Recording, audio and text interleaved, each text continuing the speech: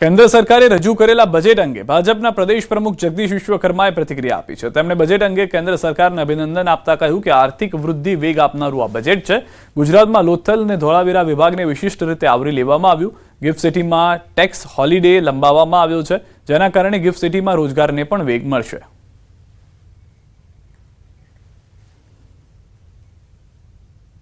मोदी सरकार की एक पहचान रही है रिफॉर्म, परफॉर्म और ट्रांसफॉर्म। यही चीज बताती है कि देश के यशस्वी प्रधानमंत्री माननीय मोदी जी ने जो रिफॉर्म एक्सप्रेस के इस बजट में और नाणा मंत्री निर्मला सीतारामन जी ने हम सब गुजरात की ओर से लाख लाख अभिनंदन देते हैं। સુરત પોલીસ કમિશનરની સૂચના હેઠળ શહેરના R2 વિસ્તારમાં ધ્વનિ પ્રદૂષણ રોકવા માટે એક સ્પેશિયલ ડ્રાઈવનું આયોજન કરવામાં આવ્યું છે। આ ઝુંબેશ દરમિયાન ઊંચા અવાજે હોર્ન વગાડીને પ્રદૂષણ ફેલાવતા વાહન ચાલકો સામે કડક કાર્યવાહી કરવામાં આવી હતી। આ સાથે પોલીસે નિયમ ભંગ કરનારા વાહનોમાંથી વાંધાજનક હોર્ન ઉતારાવી અને અનેક વાહન ચાલકોને દંડ અને મેમો ફટકાર્યા। સાથે જ પોલીસ દ્વારા નાગરિકોને આ બાબતે વધુ જાગૃત થવા અને નિયમોનું પાલન કરવા માટે અપીલ પણ કરવામાં આવી હતી।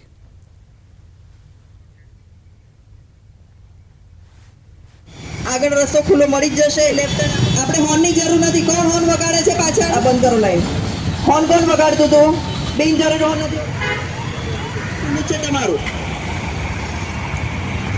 જો કેટલું સારું લાગે છે અત્યારે હોર્ન નથી વાગતો, એક પણ હોર્ન નથી વાગતો, કેટલી શાંતિ લાગે છે। તમામ લોકોને તકલીફ થઈ શકે છે એટલે આપણે જરૂરી હોર્ન હોય ત્યારે જરૂર વગાડો અથવા નથી। આપણે રસ્તો ખુલ્લો મળી જશે તમને, સિગ્નલ ખુલશે ત્યારે પણ રસ્તો મળી જવાનો છે।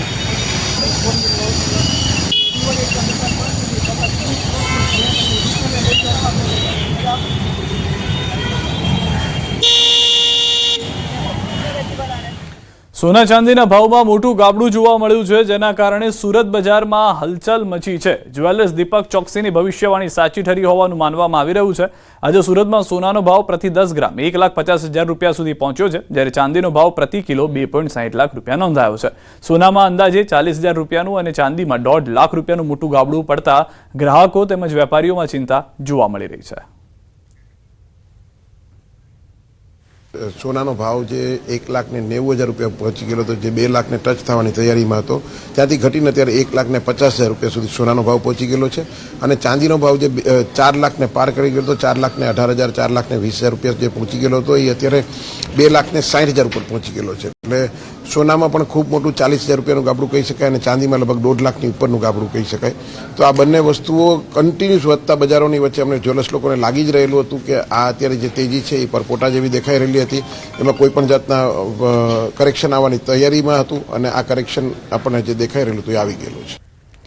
મેડિકલ વેલ્યુ ટુરિઝમને નવી ગતિ આપવા માટે કેન્દ્ર સરકારે પ્રાદેશિક મેડિકલ હબ સ્થાપવાની મોટી જાહેરાત કરી છે। આ કેન્દ્રીય બજેટમાં આયુષ ઇન્ફ્રાસ્ટ્રક્ચર સંશોધન માટે નોંધપાત્ર પ્રોત્સાહન આપવામાં આવ્યું છે। આ સાથે Jamnagar WHO global traditional medicine સેન્ટરને અપગ્રેડ કરવામાં આવશે, જેથી આયુર્વેદ અને આયુષ સિસ્ટમને વૈશ્વિક સ્તરે નવી ઓળખ મળશે અને ભારત મેડિકલ વેલ્યુ ટુરિઝમ માટે પસંદગીનું વૈશ્વિક કેન્દ્ર બની રહેશે। તેથી ITRAના ડાયરેક્ટરે સરકારનો આભાર માન્યો।